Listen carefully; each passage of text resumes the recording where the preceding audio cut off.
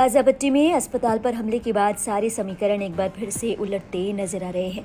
America ने जहां एक तरफ अस्पताल पर हमले को लेकर दुख जताया है, वहीं राष्ट्रपति जो बाइडेन इजरायल के दौरे पर पहुंच गए।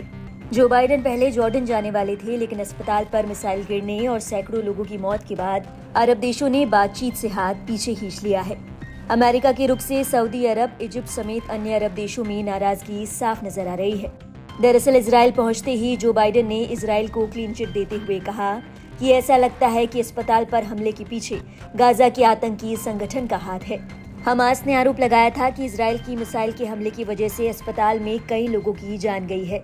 वहीं इजरायल ने गाजा के ही इस्लामिक जिहाद आतंकी संगठन को इसके लिए दोषी ठहराया था।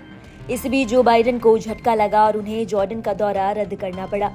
इस बैठक में इराक, इजिप्ट, फिलिस्तीन, सऊदी अरब और अन्य मुस्लिम देश शामिल होने वाले थे।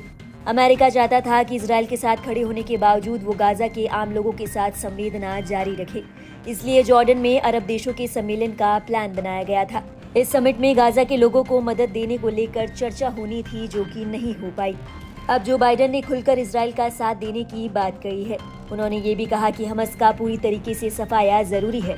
हालांकि ये स्पष्ट नहीं है कि अमेरिका इजरायल का कहां तक साथ देगा। कुल मिलाकर मामला इजरायल और ईरान पर अटका हुआ है। अगर ईरान हमास की तरफ से खुलकर सामने आता है और अपने कदम उठाता है, तो अमेरिका इजरायल की ओर से खुलकर मोर्चा खोलेगा।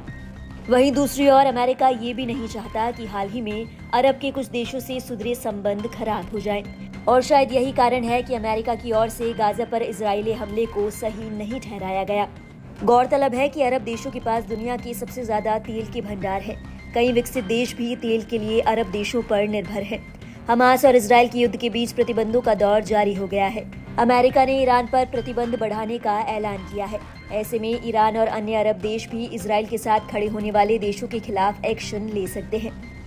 जानकारों का मानना है कि अगर युद्ध लंबा चलता है, तो यूक्रेन और रूस युद्ध की तरह भी इसका असर पूरी दुनिया पर पड़ेगा।